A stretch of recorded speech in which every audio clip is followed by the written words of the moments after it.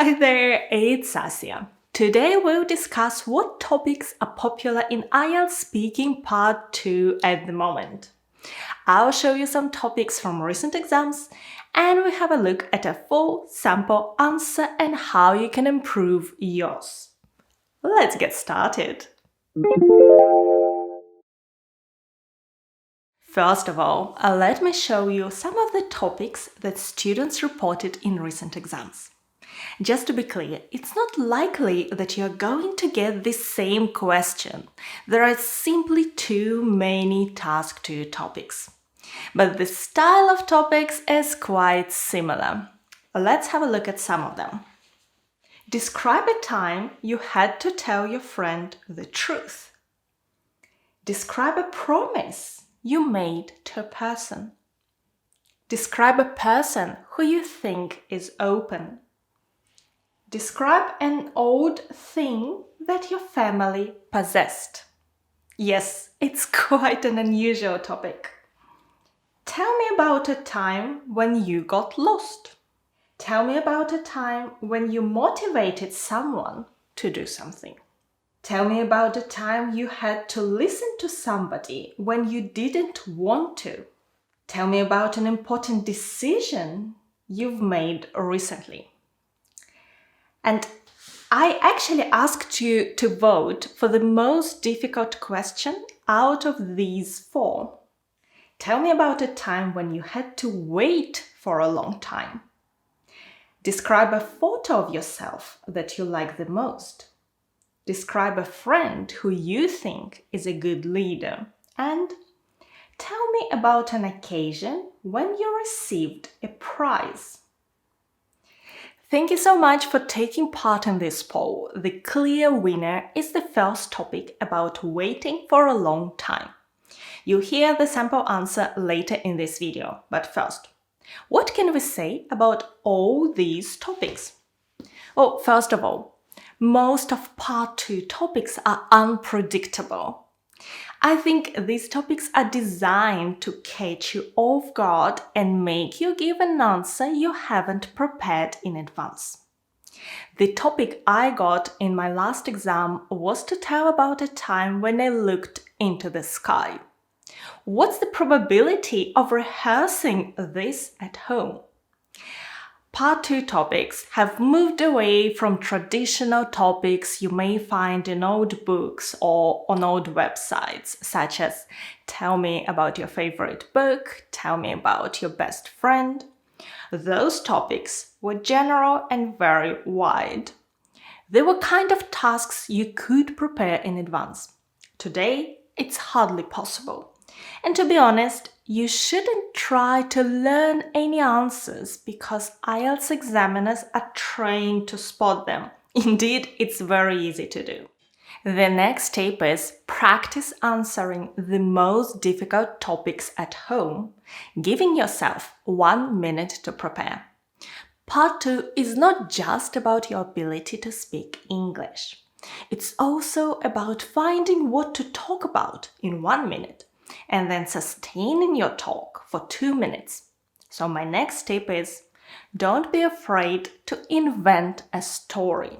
It's quite probable that you won't have any real story to tell. That's why you shouldn't be afraid of borrowing someone's story. IELTS examiners understand that it may be a lie and it doesn't matter. Think about movies and friends for inspiration. Before we have a look at the sample answer and discuss how you can improve your Part 2 answers, I'd like to tell you about a platform you can use to improve your English speaking skills. This is Cambly, an online learning platform that allows you to practice your English with native speaking teachers at any time that suits you. Thank you, Cambly, for sponsoring this video. On this platform, you can choose a teacher you like or book lessons with different teachers to get used to a variety of accents.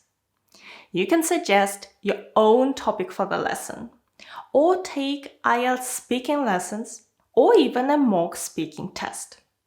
Lessons start from just 15 minutes a day, twice a week, and you can take them at any time of the day or night if you wish. At the moment, there is a new, exciting and very generous offer available. You can take one 15-minute class for free. If you like it, subscribe using the link in the description to get an extra discount. You'll save the most if you take a 12-month plan. And if you change your mind, you can cancel your subscription and get a refund. I encourage you to take this free lesson while it's available. All the links are in the video description box below. Now, let's get back to our sample answer. Here is the full topic. Tell me about a time when you had to wait for a long time. You should say where you were, when it happened, why you had to wait, and explain how the situation made you feel. Okay, here is my answer. I'd like to tell you a story about a time when I applied for a UK visa. When I opened my business in the UK, I switched to the entrepreneurship visa, and it took me just a couple weeks to receive it. So when it was time to extend my visa, I was almost certain that it was going to happen quickly. In fact, the information stated in the immigration rules gave me extra confidence. It said that my visa was supposed to be processed within 3 months. I applied at the beginning of summer and waited until autumn, but nothing happened. I waited for several more months, but there was still no news at all. Just to clarify, there is no way to track your UK visa. You submit your documents, and the next time you hear anything is when you get your decision letter in the post. So winter came. By that point, I had spent half a year completely in the dark about when the decision would come. Then in December, I discovered that my holiday trip booked for January was non-refundable. Out of sheer desperation, I wrote a letter to the Home Office and received a very predictable reply that a holiday trip wasn't a valid reason to accelerate one's visa application. Well, I guess at least this reply proved that my application hadn't been lost completely. To cut a long story short, I didn't make it to the Dominican Republic for my winter dose of sunshine, but eventually I did receive my documents back in March. By the time, it was more than 8 months after my initial application. And I must admit, it was quite a nerve-wracking experience, but at the end of the day, all's well that ends well, as I say. Okay, that was my answer. I usually get 8.5 in my exams, but this answer was prepared in advance, so it's better than my candid answers. And if you want to hear unrehearsed part 2 and 3 answers, this video will be linked in the description. I tried to fit my sample within 2 minutes. In any case, when your time is up, the examiner will stop you. So don't worry if you haven't finished. When you give your task to answer, concentrate on your story and don't worry about the bullet points. This is not a writing task where you must describe each bullet point in your letter. In IELTS speaking, it's much more important to speak fluently and to tell your story, to communicate in English. And those bullet points are supposed to give you ideas to talk about. In reality, if you just give answers to those bullet points, you probably finish too quickly. So think about your story. Now, let's have a look at the sample answer and I'll show you how it's organized. When you speak, particularly when you practice at home, make sure you use enough discourse markers or linking words to indicate to your listener what you're going to say next. IELTS examiners specifically check if you do. And if you have a look at my answer, here are all the discourse markers. So, in fact, just to clarify, then by that point, I guess, to cut a long story short, eventually, by that time, I must admit. And if your speech is fluent, you may get away without using too many linking words, but if you speak English relatively slowly, it's very important to show how you transition from one idea to the next. Remember that your discourse markers should be quite informal, not nevertheless, furthermore, additionally, which are formal linkers used in IELTS writing. Now, when you're asked to tell a story, you're going to talk about the past, and we'll have to use the past tenses. Let's have a look at all the verb tenses in my story. The past simple is the main tense. You can see all the verbs in the past simple in black and bold: applied, opened, switched, and so on. As you can see, almost all the verbs are in this tense. Let's have a look at exemptions. It was going to happen quickly.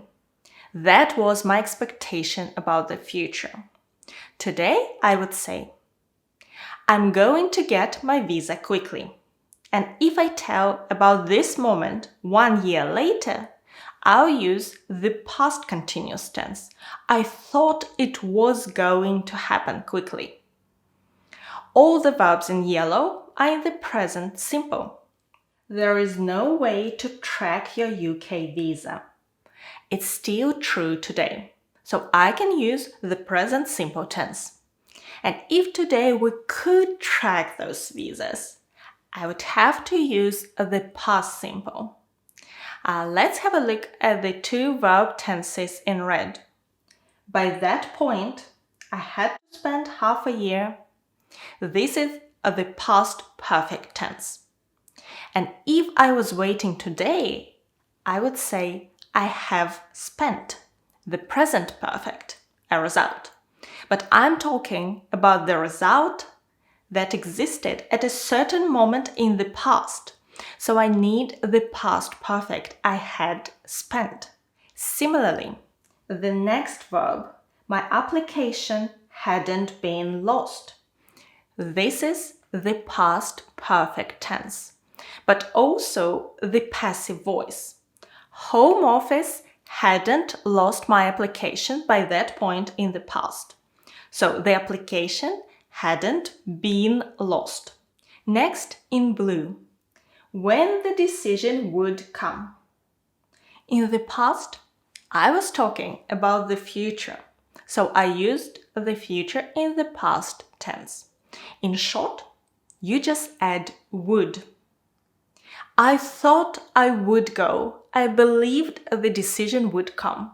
And one more. Eventually, I did receive my documents back. You can see this sentence at the end of the story in black and underlined.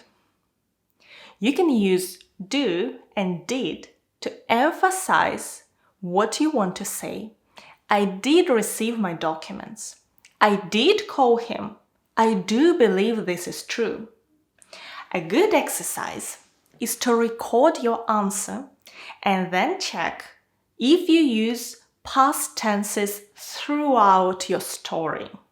Another piece of advice I'd like to give you is this. Practice giving answers to recent Part 2 topics. Despite the fact that they're difficult to predict, you can still develop useful skills and improve your answers. The only topics which can be reliably predicted in IELTS speaking are the first set of questions in Part 1. Actually, there are just a few topics used there, and you can find sample answers to most of them and useful vocabulary in the PDF document. The link is on the screen and in the video description box below. And don't forget to check out Cambly if you want to improve your speaking skills with a native speaking teacher. Good luck with your IELTS preparation. Thank you for watching me. Bye!